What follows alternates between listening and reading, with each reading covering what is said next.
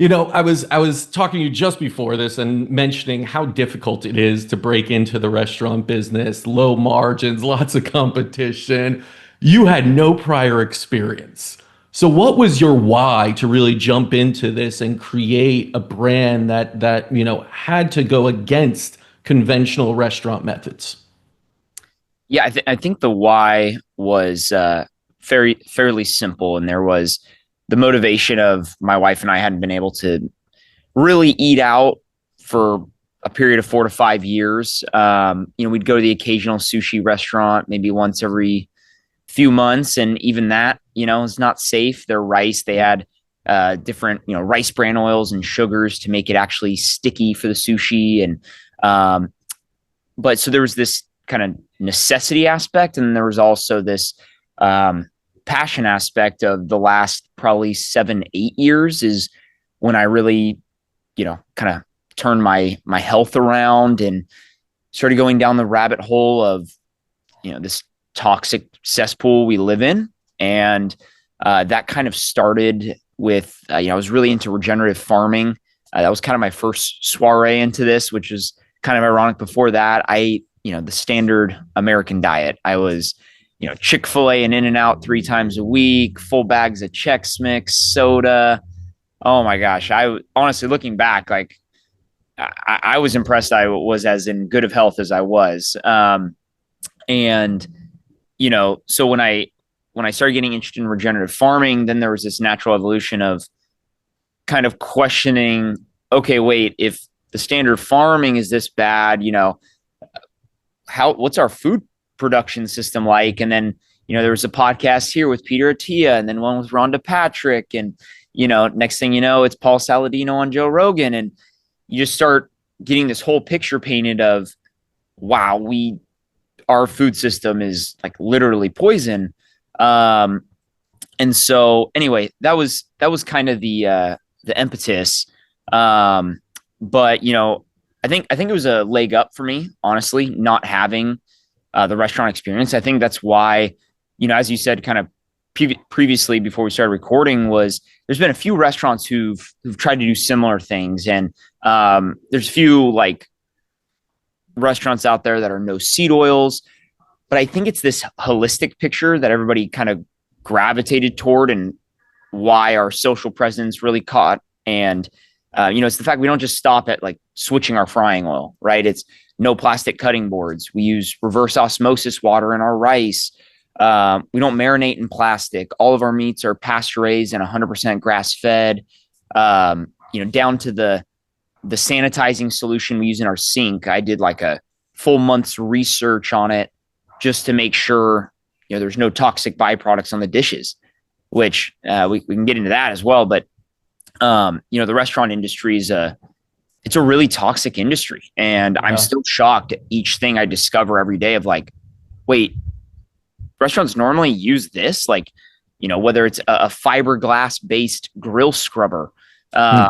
and it just, the list goes on and on. And so, I think that was a big help for us, which was, I approached this not from a restaurant space, but rather from someone who, I would never think about using that in my home kitchen.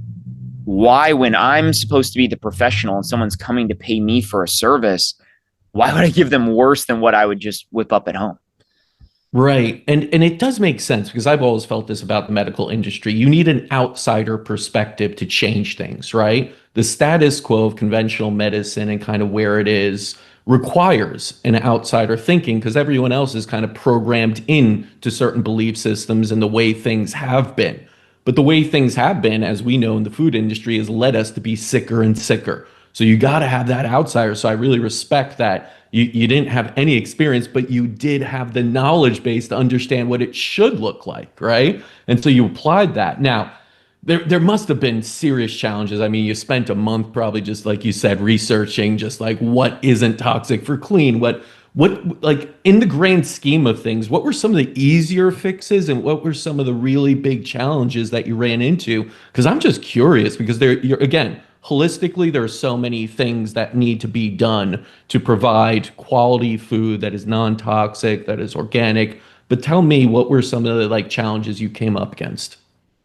Yeah, I think The no seed oils is not, it's not the hardest, especially because you can use avocado oil and things like that and be labeled as no seed oils. Now, we didn't do that. We use 100% grass fed and pasture raised beef tallow for our sauteing oil and for deep frying. We use extra virgin olive oil in some of and it's organic, of course, in some of our dressings, and coconut oil in our rice.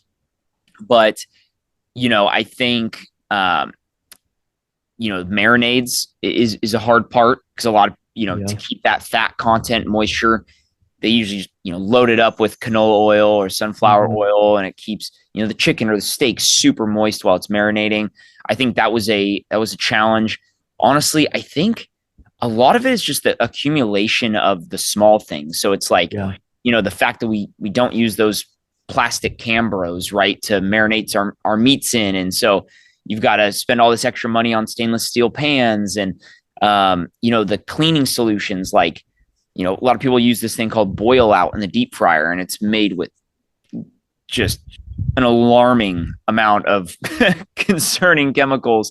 And, we can't do that. We have to use a variety of, baking soda and vinegar and all this, and just extra elbow grease scrubbing it out. And it's more labor hours. And I just, honestly, I think it's the accumulation of all of that.